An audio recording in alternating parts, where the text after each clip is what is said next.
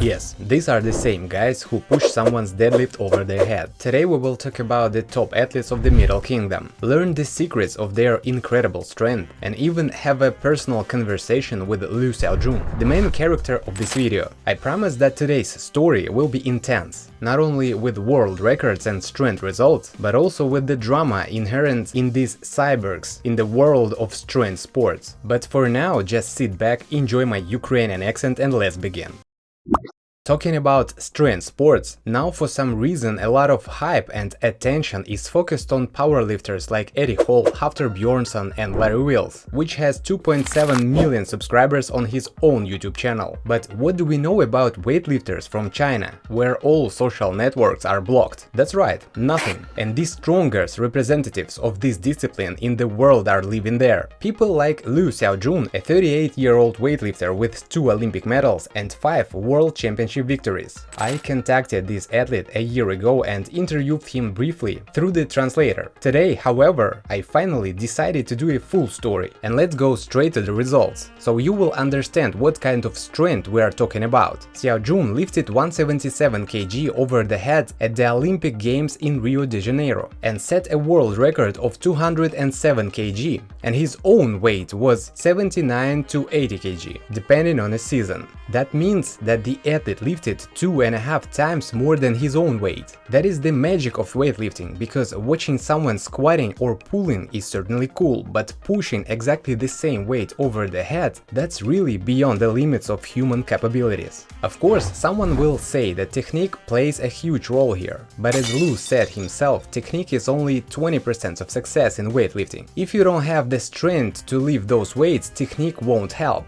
In addition, weightlifting is sports where athletes show plus-minus the same results year after year and break records often only by 1 kg, and exactly 1 kilogram separates the winner from the loser and the world record from the ordinary result. You will not see 10 or 20 kilograms here, which shows us again that the athletes of the sport get as close as possible to the limit of human capabilities. So technique in the fact the only possible way to minimize injury, and certainly the only opportunity to step further than strength allows, because whatever is the strength, it has its limit. Let's talk about strength more deeper. Remember, at the beginning of this video I promised to show you one of the most dramatic competitions, after which you realize how important your mindset is to win. Let's go back to 2019 to the World Championships in Pattaya. The first attempt in the snatch on the bar is 165 kg, while the best result of Lu in this movement is 177, and the attempt is failed. Often,